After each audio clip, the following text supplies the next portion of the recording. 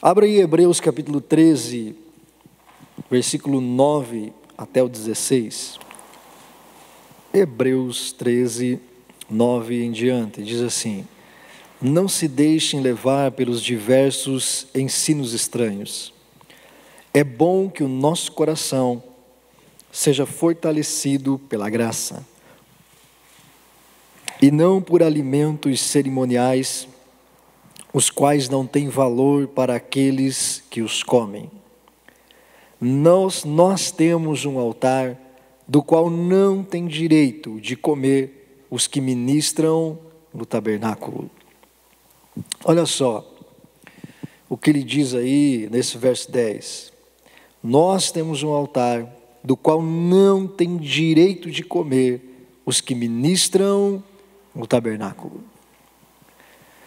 Então, toda a carta aos Hebreus, ela tem essa ênfase em colocar Jesus Cristo como o único fundamento de fé, como o único modelo a ser seguido, como a referência da palavra de Deus. A carta aos Hebreus começa dizendo: havendo Deus falado antigamente de muitas formas aos nossos antepassados, a nós nos falou por meio do Filho. E ele começa a desconstruir tudo aquilo que era base de fé para o povo hebreu. Ele vem no capítulo 1 começando a dizer que Jesus era maior que os anjos.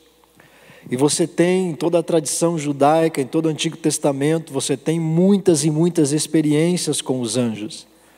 A verdade, os anjos são os mediadores da lei, eles trouxeram grande parte da lei para Moisés. Nós já aprendemos isso em outros seminários. Então ele está dizendo, Jesus é o foco, Jesus é onde você tem que manter os teus olhos. Ele é maior que os anjos. Aí ele vai no capítulo 2 falando que ele é maior do que Moisés. No capítulo 3 ele é maior que o tabernáculo, ele é maior que Abraão, ele é maior que todos os que apareceram na história. E ele vai falando sobre esse assunto, trazendo a realidade da nova aliança como o foco e o fundamento no qual nós temos que viver. E ele chega lá no capítulo 11, falando de todos os heróis da fé e dizendo que eles viveram aquilo que viveram com Deus por causa da fé, não por causa das obras da lei. E ele termina o capítulo 11 dizendo: no entanto, nenhum deles experimentou aquilo que eles contemplavam, que era o dia e o tempo que Jesus viria para a terra.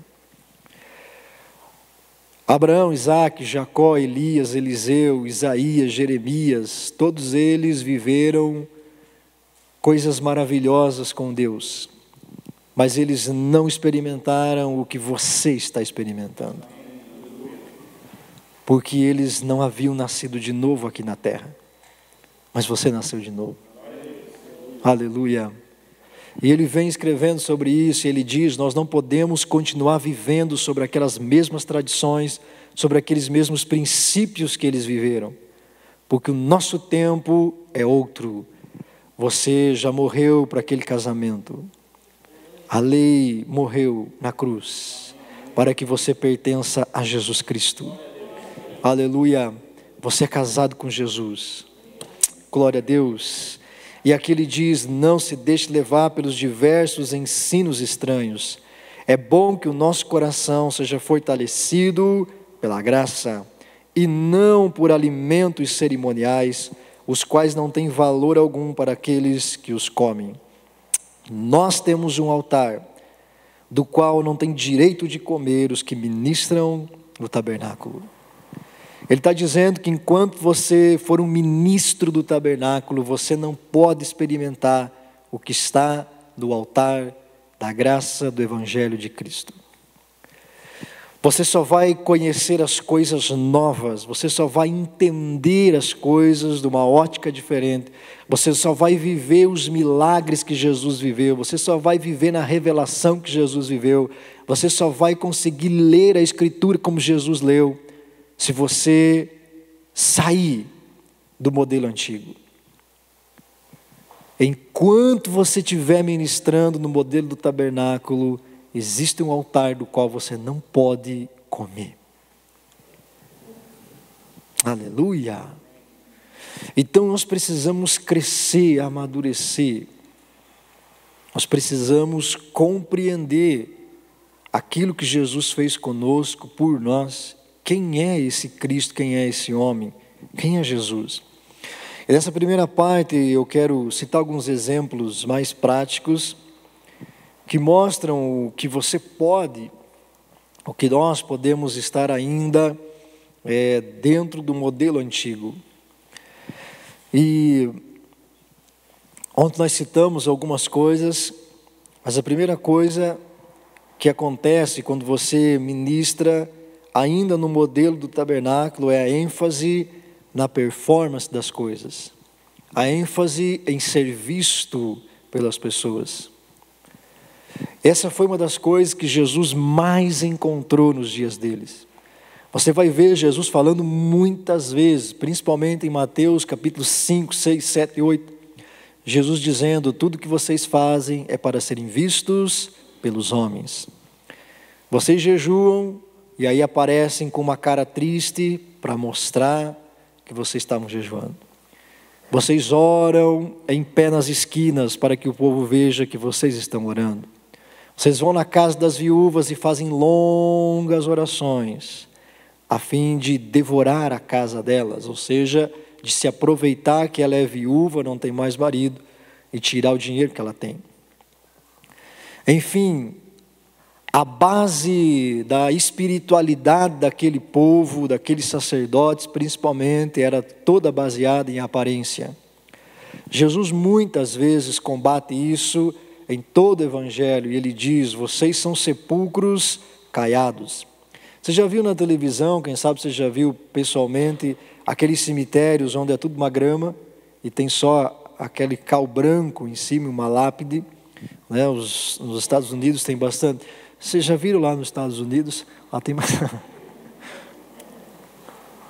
Na Flórida. Sepulcros caiados. Por fora tem uma aparência, algo bonito, algo que se destaca, né, no meio de um campo, de um lugar, mas dentro daquele sepulcro está cheio de morte e podridão. Jesus Cristo fala várias vezes que eles tinham pele de ovelhas, mas coração de lobo. Então, a ênfase na performance, nas aparências, é aquilo que se vivia no tabernáculo. As pessoas viviam de aparência. Quando Deus diz para Moisés: santifica o povo, no terceiro dia nós vamos se encontrar. O povo fez um propósito de santificação, mas aquilo era aparência, porque o coração deles não queria se livrar daquelas coisas. E Deus queria trabalhar o coração das pessoas. Então, se nós estabelecermos o nosso ministério em aparências, nós vamos fracassar. Nós não vamos experimentar aquilo que Jesus nos deixou, o altar que Cristo nos deixou. Então, a nossa ênfase não pode estar na performance do nosso ministério, mas na transformação da vida das pessoas. Jesus Cristo não se preocupava com o que as pessoas iriam pensar a respeito dele. Ele se preocupava em fazer a vontade de Deus. As nossas igrejas, os nossos dias estão se tornando, dentro de um contexto, um verdadeiro culto às aparências, às imagens, ao politicamente correto. Não é mais certo o pastor corrigir as pessoas, porque é antiético, não faz parte da etiqueta ministerial. Não é ético confrontar o pecado das pessoas. Não é ético falar de inferno mais nas igrejas. Por isso existe todo um trabalho para deixar as pessoas cada vez mais confortáveis. A ênfase das igrejas está sendo as pessoas e não Cristo. Cada vez mais querem que as pessoas se sintam bem num ambiente religioso, construído para as pessoas se sentirem bem. Não há nada contra você ter um lugar confortável, você ter um lugar onde você possa estar bem fisicamente, ouvir um som legal. Porque, meu Deus, gente, é difícil você escutar uma palavra quando o som é ruim, não é verdade? Aquilo dói a cabeça, aquilo destrói os teus tímpanos. Uma vez eu fui num culto, numa igreja, a caixa de som estava bem na minha frente, né? Depois tive que pedir oração para voltar a escutar, né? Porque aí o pregador era meio, né, gritava bastante. Então, claro, gente, essas coisas todas são importantes. Você ter um som legal, você ter, né, uma exposição que você possa entender as coisas, você ter um conforto. Mas não é isso que eu estou falando. O problema é que as pessoas estão focando em pessoas. Cada vez mais os pastores estão preocupados em segurar as pessoas, porque eles não têm mais a direção de Deus. Então as estratégias todas giram em torno de como a gente mantém as pessoas, como a gente agrada as pessoas. Está se tornando difícil falar a verdade de Deus nas igrejas. Se você é convidado para ministrar numa igreja e Deus manda você corrigir as pessoas, você nunca mais volta lá. Mas por que você não volta? Porque você falou a verdade? Aonde é que nós vamos parar? Se eu preguei uma mentira, se eu falei mentira, então eu não devo voltar mesmo. Mas se é verdade de Deus o que eu falei, por que eu não volto? Porque não estão preocupados com a verdade. Estão preocupados com o dinheiro que as pessoas têm. Estão preocupados com o status ministerial que aquilo representa. Estão preocupados com a quantidade de votos que a sua igreja dá. Tem um monte de pastor aí que vive enfiado em prefeitura, só puxando o saco de político. Não cuida mais do povo, só se preocupa com política, porque está interessado em outra coisa. Foco nas aparências. Quando a pessoa vive um relacionamento baseado no modelo do tabernáculo, ela vai virar hipócrita. Ela vai pregar o que não é verdade no seu coração. Ela vai exigir dos outros o que ela não faz. Você já viu a grande diferença entre Jesus e os fariseus? Várias, mas uma delas é que o povo dizia, ele ensina como quem tem autoridade. Ele não fala da boca para fora, ele não fala de teoria. Ele tem algo no coração dele que é genuíno. E assim é os nossos dias. O louvor, por exemplo, está focado extremamente em performance. Um dia eu estava ouvindo uma cantora muito famosa ministrando louvor. Gente, pensa na perfeição. Luzes, a voz perfeita, som de estúdio, a maneira como ela se expressava.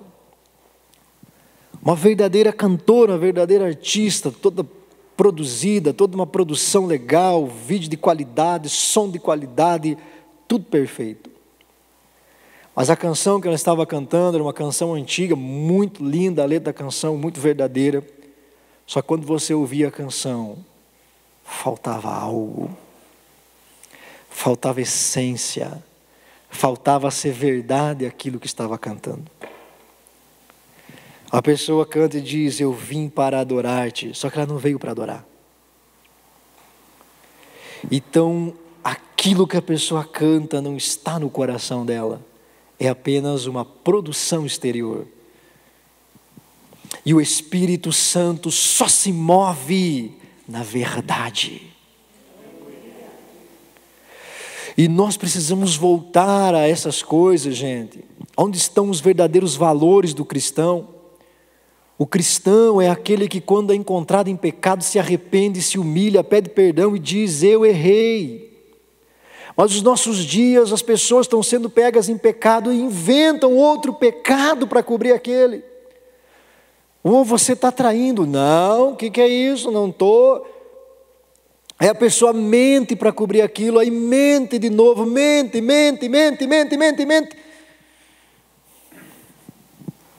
Os cristãos, quando erravam, reconheciam o seu erro.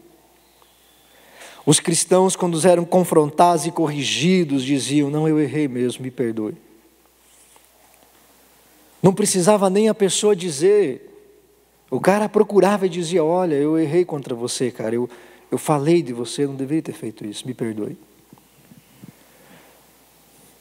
Mas as pessoas estão cada vez menos sinceras de coração. Está cada vez mais difícil você ser verdadeiro nesse mundo e dentro da igreja. Porque a maioria das pessoas não vive a sinceridade do seu coração. As pessoas querem estar no ministério de louvor para se mostrar, para se aparecer. Querem estar com o microfone na mão para poder falar o que querem, se apresentar, fazer um verdadeiro show. Ministros da palavra se transformaram em verdadeiros atores. O cara sobe no púlpito, veste uma roupa de crente, de pregador, de reverendo, pega o microfone na mão e se transforma num artista. Quando ele sai dali e sai da igreja, ele volta a ser o que era. Aí vai para os hotéis 5 estrelas que ele fica, que exige ficar em hotel de primeira qualidade, passa a noite vendo pornografia, quando não leva uma prostituta para dormir com ele. Você não faz ideia do que acontece por aí. Por que, gente? Outros cantores ministram shows, 10, 15 mil pessoas vão ver o cara cantar. Isso aí, meu irmão, é uma gasolina no ego inflamado do cara. Aí o cara sai dali achando que é todo poderoso, começa a entrar nas drogas, cheira pó, fuma maconha, vira no demônio, mas ninguém sabe. Por quê? Porque tudo o que a pessoa faz é para ser visto pelos homens. Não é por causa de Jesus, é por causa da sua carreira, por causa da sua condição financeira. Transformaram a vocação, o chamado ministerial, em uma carreira profissional. E seminários de teologias inteiros, cursos de teologias inteiros estão focados em formar pregadores, não em transformar pessoas. E aí as pessoas são ordenadas nas igrejas não porque tem chamado, mas porque tem dinheiro, porque tem influência, porque falam bem. Não, o irmão fala muito bem, então vamos pôr ele para pregar. Mas e a vida do cara? Deus chamou ele, é ele que Deus quer pôr. Ah, isso não interessa. Como não interessa? Não é mais por chamado, é pela capacidade de agradar as pessoas. E é difícil, porque quem não se enquadra nesse sistema é rejeitado.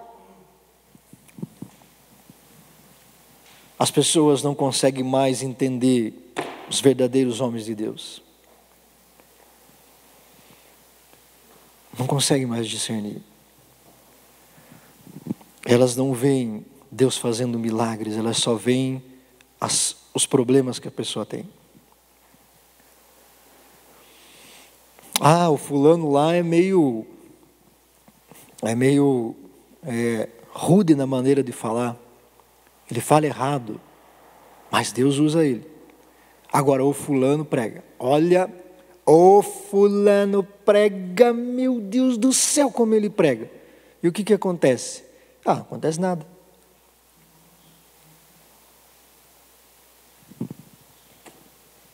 E daí? Uma vez, gente, eu vi um pastor, já contei isso algumas vezes no IBEG, né? Ele falava errado as palavras, porque ele era simples assim mesmo, não é porque o cara queria. Uma pessoa mais idosa, não teve oportunidade de estudar. Ele falava problema, Bíblia. Gente, quando aquele cara pegou o microfone, ele falou 5 minutos. A unção de Deus encheu o lugar. Ele falou: meus irmãos, eu sei que não sou pregador dessa noite, mas Deus me mostra aqui 2 pessoas, aquela senhora e aquela senhora, vem aqui. Há uma obra de Satanás na vida de vocês estão sofrendo com isso, com aquilo. E ele botou a mão nas 2, manifestou demônio nas 2, expulsou demônios, ficaram livres. Aleluia. Ah, mas ele fala errado.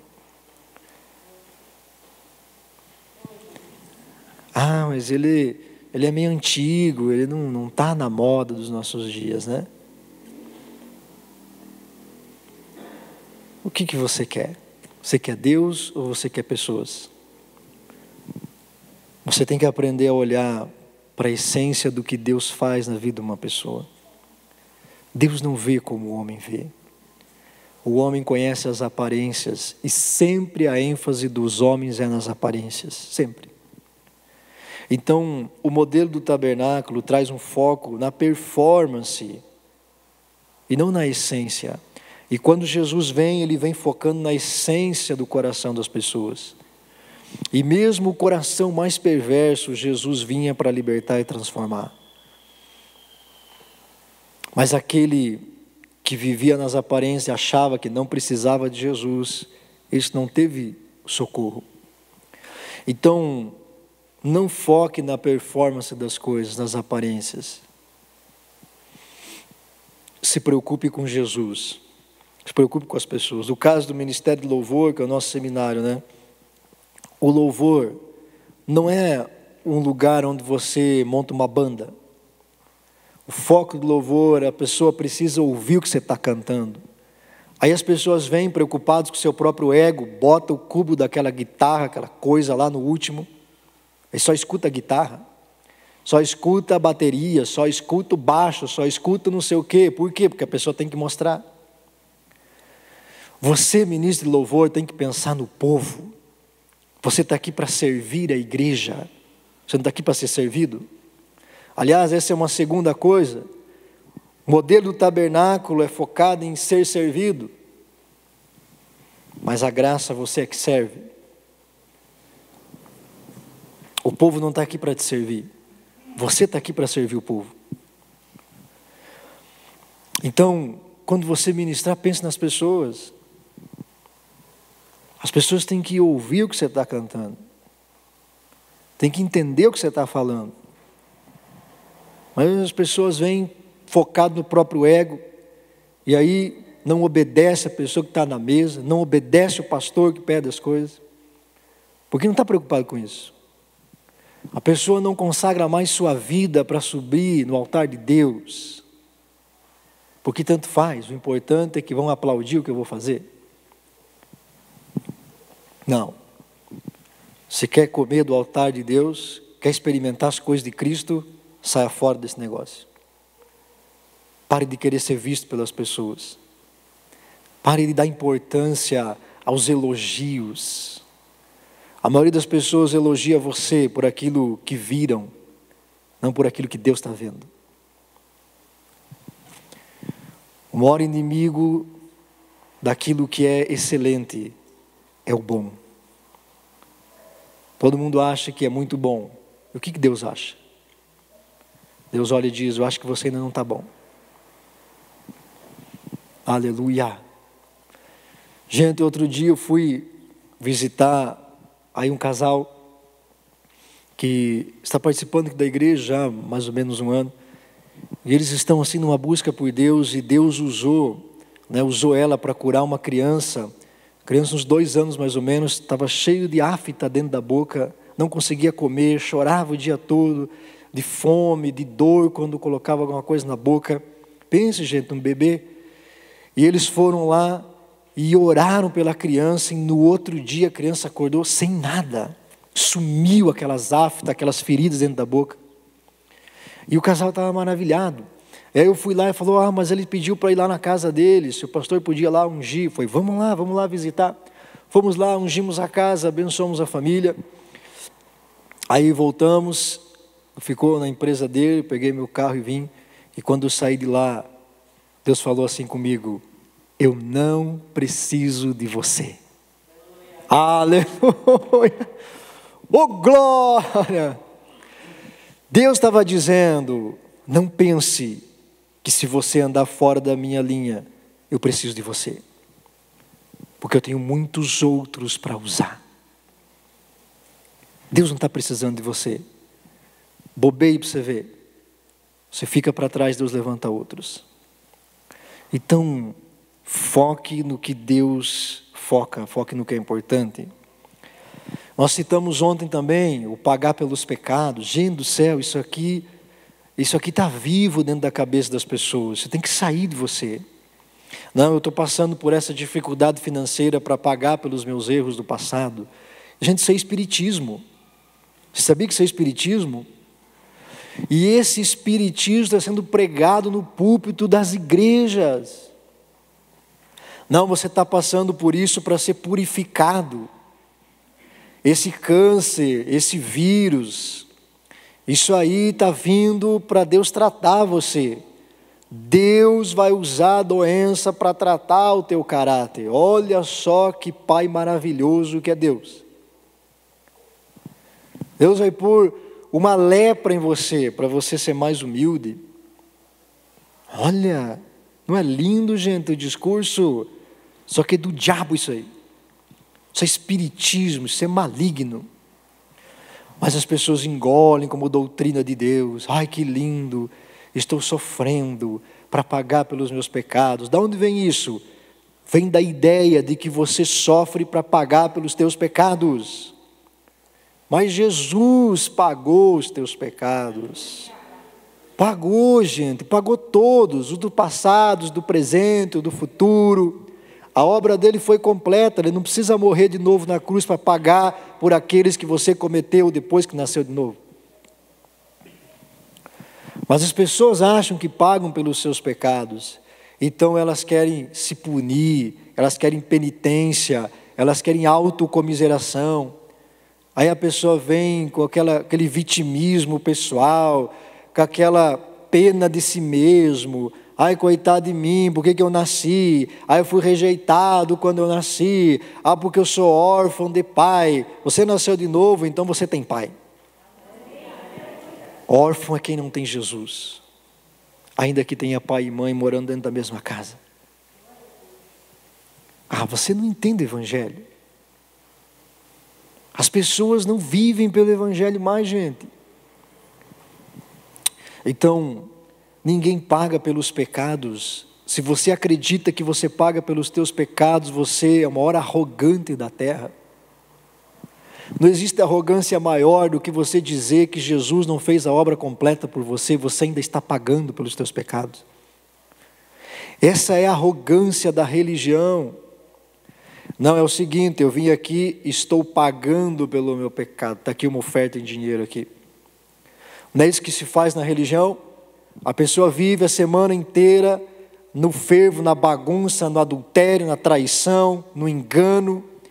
Aí no domingo ele vai na missa, confessa seus pecados para o padre, reza 10 Pai Nosso, 15 Ave Maria. Aí ele sai da igreja com a consciência tranquila. Paguei pelos meus pecados. E faz o quê? Volta a fazer tudo de novo. Se você continuar pensando que paga pelos teus pecados, é essa vida que você vai ter. Porque você para de depender do que Jesus fez. E começa a depender de você mesmo para entrar no céu. Ninguém paga por pecado nenhum. Mas as igrejas evangélicas estão cheias desse tipo de doutrina. Sabe por que o teu filho nasceu assim? Porque ele está pagando pelo teu pecado. Sabe por que o teu filho está com câncer? Porque ele está pagando pelo teu pecado. Sabe por que o teu filho está assim? Sabe por que o teu filho não dá certo? Sabe por que as coisas não vão para frente? Sabe por que isso? Porque aquilo? Porque ele está pagando pelo pecado que você cometeu. Ele está debaixo de maldição. Da onde vem? Por que esse tipo de ensino prospera na mente dessas pessoas, desses pastores? Porque vivem um modelo antigo. Não compreende o modo do Espírito. Ainda vivem presos nessas coisas. Outra coisa que você escuta muito, né? Ah, esse negócio aí é a cruz que eu tenho que carregar, né? Meu Deus. Não, o meu marido, pastor, é a cruz que Deus me deu para carregar. É meu, vai ter que carregar. Né? Fazer o quê? Agora é tarde. Não, gente, não existe essa cruz aí. Amém? O foco nas questões morais e sociais, eu sempre cito o exemplo do arrependimento. Gente, transformar o arrependimento de um princípio espiritual para um princípio moral. E sabe o que isso gerou nas igrejas? gerou pessoas que não se arrependem, só tem remorso. A pessoa está roubando a empresa há 2, 3, 4, 5 anos, metendo a mão no caixa da empresa. Aí quando o patrão descobre, o que acontece? Ela se arrepende. Ai meu Deus, eu não devia ter roubado. Mas por que a pessoa se arrependeu? Porque foi descoberta. Porque deu errado. Porque está com vergonha. Porque moralmente é uma vergonha, socialmente é uma vergonha. O que vão dizer? O que a minha família vai dizer? O que o meu patrão vai dizer? O que os outros funcionários vão dizer? O que as pessoas vão dizer? Meu Deus, fui pego num pecado. Que desgraça. A pessoa só pensa em questões morais. Isso não é arrependimento, isso é remorso. Enquanto ninguém sabia, enquanto não foi descoberto, a pessoa não se arrependeu. Quando foi descoberto, ela se arrepende.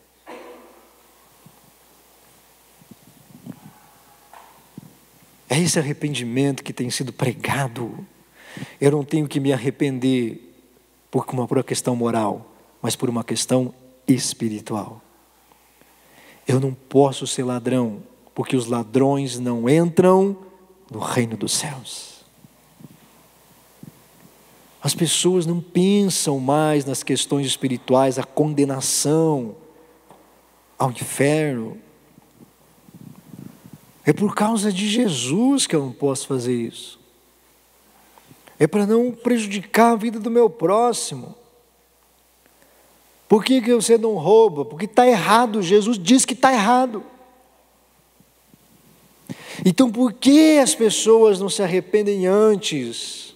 Quando fez, se arrepende e confessa, não, eu pequei, eu errei, eu não quero isso.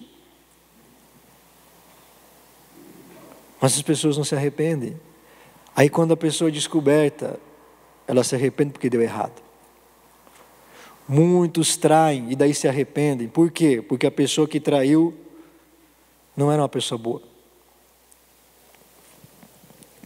Porque a pessoa roubou e aí agora se arrepende? Porque não deu certo. Mas se tivesse dado certo o nosso esquema, nós ia continuar fazendo. Se tivesse dado certo a traição, de um jeitinho que ninguém fosse saber, eu ia continuar fazendo. Não há mais consciência da verdade, não há mais consciência do certo, do errado, não há mais consciência de que Deus não pode andar com uma pessoa assim. Eu não quero isso para a minha vida, porque eu não quero perder minha comunhão com Jesus. É só por questões morais e sociais. Então, essas coisas todas, gente, eram coisas que se vivia lá na antiga aliança. O julgamento contra o próximo, isso aqui não existe, graças a Deus, né? Isso aqui passou. Quando você vive o modelo antigo, você vive julgando as pessoas. Por quê? Porque você se acha melhor do que elas. Me desculpa, mas eu sou melhor que você.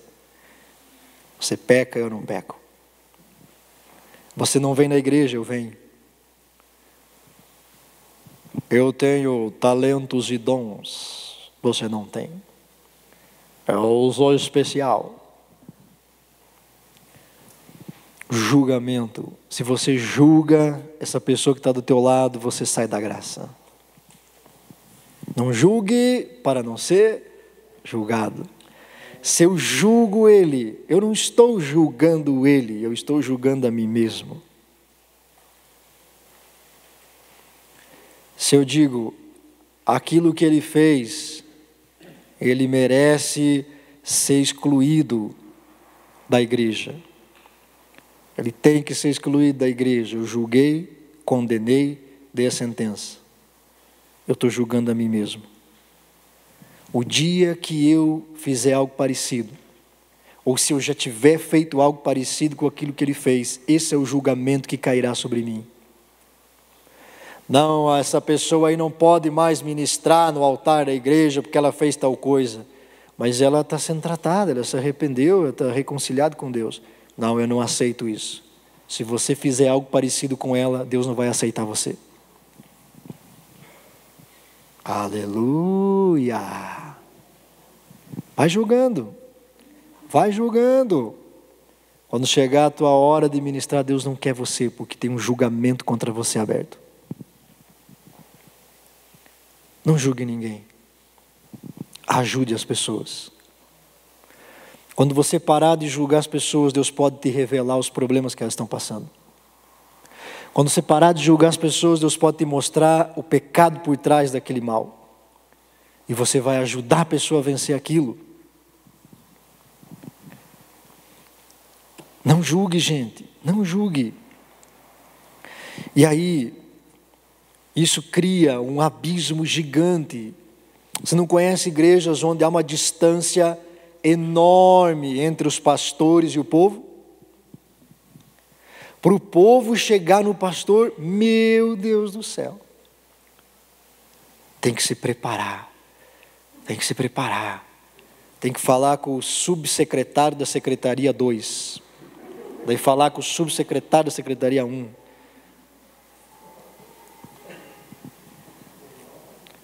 O pastor, ou os pastores, vivem num negócio de vidro assim, distante do povo.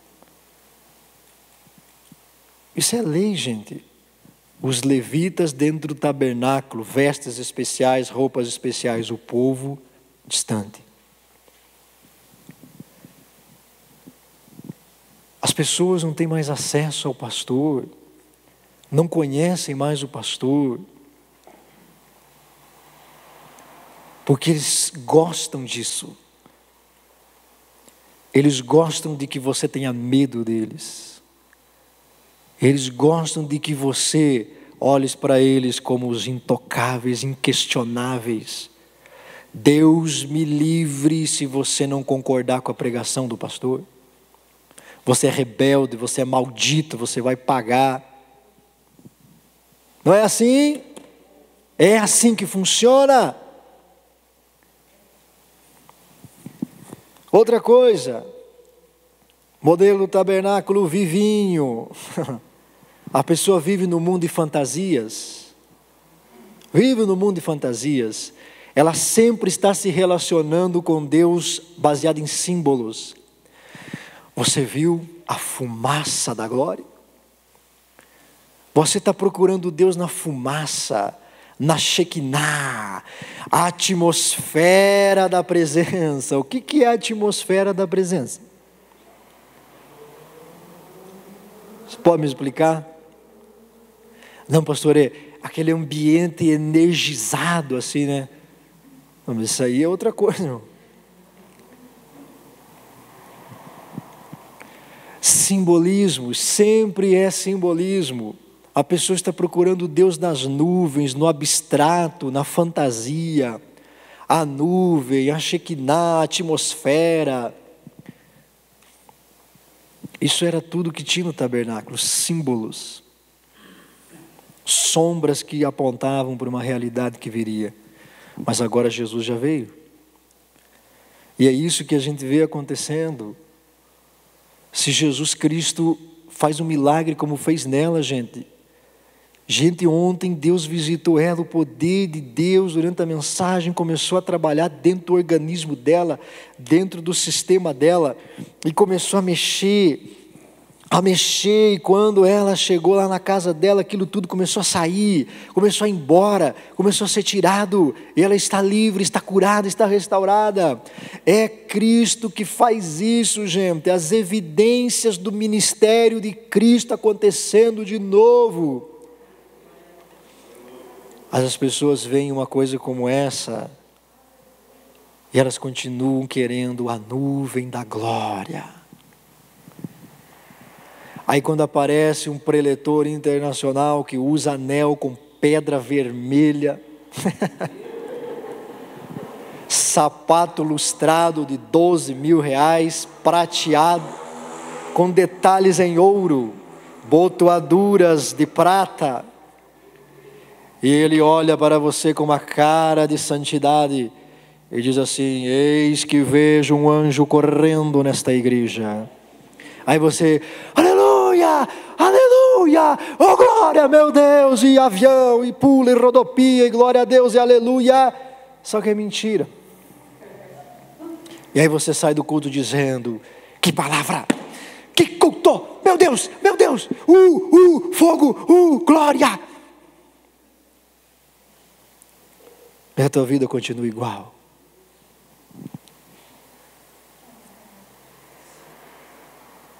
Aí você diz, olha, Jesus curou uma pessoa do câncer. Aleluia, glória a Deus, né? Irmão, você vai no jogo amanhã? Fantasia. As pessoas vivem num mundo de fantasia. Deus que está distante. Esse é outro aspecto que mostra que as pessoas ainda estão no modelo antigo. Sempre Deus está longe de você. Sempre para se falar com Deus, você tem que olhar para o céu. Lá no trono dele.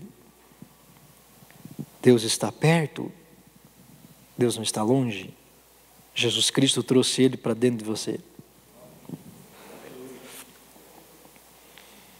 Então as pessoas se relacionam com um Deus distante, um Deus de futuro, sempre é no futuro. Um dia eu serei curado, um dia eu vou me encontrar com Deus, um dia, e você morre e esse dia não chega. A religiosidade sempre está jogando para depois as coisas, sempre. Jesus já veio, Jesus já fez o que tinha que fazer, aleluia. Agora é uma questão de você crer e viver aquilo. Então, um Deus que vive sempre distante. Eu quero citar apenas uma doutrina para chocar sua vida. Você já ouviu falar que Jesus venceu o pecado como Deus? Que Jesus curou porque era Deus? Que Jesus expulsou demônios porque era Deus? Que Jesus andou sobre as águas porque era Deus? Que Jesus Cristo só fez o que fez porque era Deus? Você já ouviu isso? Mas isso não é verdade. Você sabia que esse tipo de ensino é o ensino do anticristo? Em 1 João, no capítulo 4, o apóstolo João diz assim: ouçam e julguem todos os espíritos, porque nem todos os espíritos que estão falando vêm de Deus. Nisso conhecemos o espírito que procede de Deus. Todo espírito que confessa que Jesus veio em carne vem de Deus. Aquele que não confessa que Jesus veio em carne não vem de Deus. O que é confessar que Jesus veio em carne? É confessar que Jesus veio como homem. E como homem ele venceu o pecado. Foi como homem que ele venceu o diabo, o mundo. Foi como homem que ele curou os enfermos. O apóstolo Paulo diz que ele despiu-se da sua glória divina, não tomou para si o fato de ser o Filho de Deus, da sua essência divina. Jesus é 100% Deus, nunca deixou de ser Deus. Ele tem a natureza de Deus nele, o seu espírito era divino, mas nessa terra ele viveu como homem. Ele não podia vencer o pecado como Deus, porque isso anularia o seu sacrifício. Mas não é isso que ensinam? Por isso negam o poder de Deus, dizendo os milagres não são para hoje. Jesus só fez o que fez porque era Deus. Você quer ser Deus? Você não é Deus. E isso ao longo da história tirou da igreja o poder do Espírito Santo. As pessoas não buscam mais o poder de Deus, porque elas acham que Jesus fez aquilo porque era Deus. Se é verdade que Jesus venceu o pecado como Deus, o Evangelho não vale nada. É isso que João está dizendo. Ele está dizendo que esse espírito do anticristo que já estava no mundo, negava que Jesus veio em carne, negava que Jesus veio como homem. Porque se ele não veio como homem, o seu corpo era divino, o seu sangue não tinha valor. Ele não venceu o pecado, ele não obedeceu à lei, ele não cumpriu a sua missão. Era como homem que ele tinha que vencer. Jesus venceu tudo pela fé. Ele operou milagres pelo poder do Espírito Santo. Por isso a igreja, quando começou, continuou fazendo os mesmos sinais que ele fazia, porque o Espírito Santo foi dado para a igreja. Mas aí vem esse demônio e começa a plantar mentira na cabeça das pessoas. E uma geração inteira de pastores e ministros vivem sem o poder de Deus. Você está chocado? Mas é isso que acontece. Sempre Deus está longe do ser humano. Nunca Deus está aqui para se manifestar. Sempre Deus está longe. Eu sempre estou buscando a Deus, nunca encontro. Não, Deus já me encontrou. Outra coisa para nós encerrar. A pessoa que vive no modelo antigo do tabernáculo, ela ainda vive se justificando dos seus pecados. Ao invés da pessoa, quando erra, quando peca, assumir o pecado, confessar ele, a pessoa se justifica. Ah não, eu dei na cara da minha mulher porque ela merecia. Tudo bem que ela merecia. Não, mas eu fiz essas coisas também é porque isso, aquilo. Não, esquece isso aí. Não, eu fiz tal coisa, mas é que... Isso tudo é justificativa, irmão. Isso não importa para nada para Deus. Deus só quer uma coisa de você, que você se arrependa. Que você se arrependa. Que você diga, não, eu fiz mesmo, não importa.